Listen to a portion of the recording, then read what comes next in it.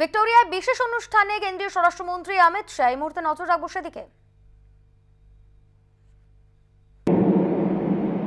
अपनी भाव भंगिमाओं से हमारे सामने रखने का प्रयास किया है और मैं सुनिश्चित मानता हूं कि उसको देखने के बाद दुर्गा पूजा को समझना बहुत सरल हो जाता है।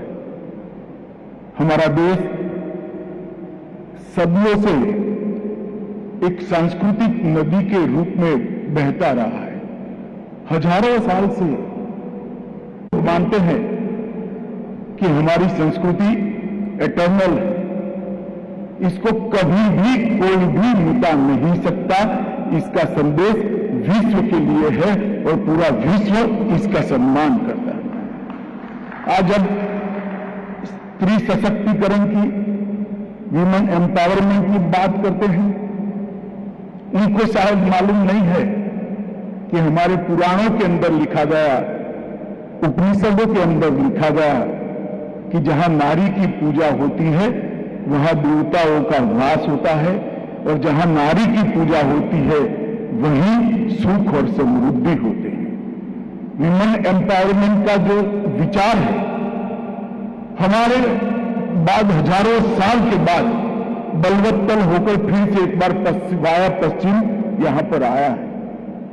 और दुर्गा पूजा ये नारी की पूजा, शक्ति की पूजा और उसके प्रति श्रद्धा, समाज के सम्मान की द्योतक।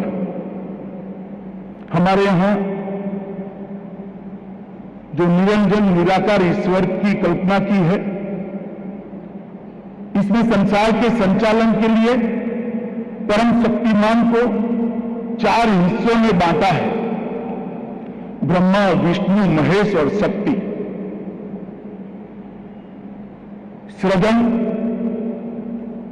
उसका संचालन, विनाश और संतुलन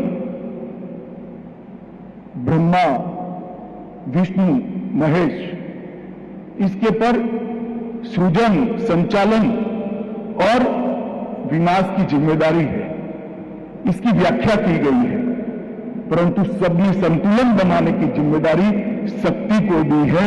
इसलिए कोई भी मत हो, कोई भी संस्कृति हो, भारत के अंदर शक्ति की पूजा के महत्व को हमने बहुत अच्छे तरीके से देश भर में स्वीकारा है।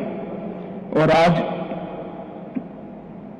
मुझे ये बात का आनंद है, अब भारत में यूनेस्को की अमूर्त सांस्कृतिक विरासत की संख्या दुर्गा पूजा के सम्मिलित होने से 14 हो गई है। 2017 में कुंभ मेले को सम्मिलित किया गया, 16 में नवरोज को सम्मिलित किया गया, योगा को 15 में सम्मिलित किया गया और अब दुर्गा पूजा को सम्मिलित किया गया है। मुक्ति मातृका का ये कार्यक्रम सभी दृष्टि से दुर्गा पूजा को समर्पित था। मैं डोना जी और उनकी पूरी टीम को बहुत बहुत साधुवाद देना चाहता हूं, बहुत बहुत धन्यवाद देना चाहता हूं कि उन्होंने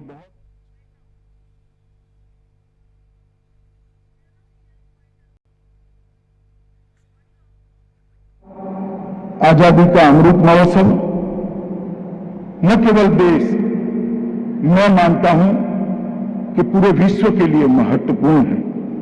मैं इसको 4 प्रकार से देखता हूं। 75 साल पहले भारत ने पूरी विश्व की स्वतंत्रता के आंदोलन का नेतृत्व किया था और एक नया रास्ता, एक नया मार्ग प्रशस्त करा था कि रक्त की बूंद भी बहाए बगैर आजादी किस प्रकार से ली जा सकती है। इस 75 साल में हमने अनेक विध उपलब्धियों को प्राप्त करा है और हमारी multi party parliamentary democratic system को मजबूत कर अनेक कठिनाइयों का सामना करते हुए आज लोकतंत्र की जड़ों को पाताल तक गहरे ले जाने में हम सफल हुए हैं। हमने ये सिद्ध कर दिया है कि हमारी संस्कृति में भले अनेक विविधता है।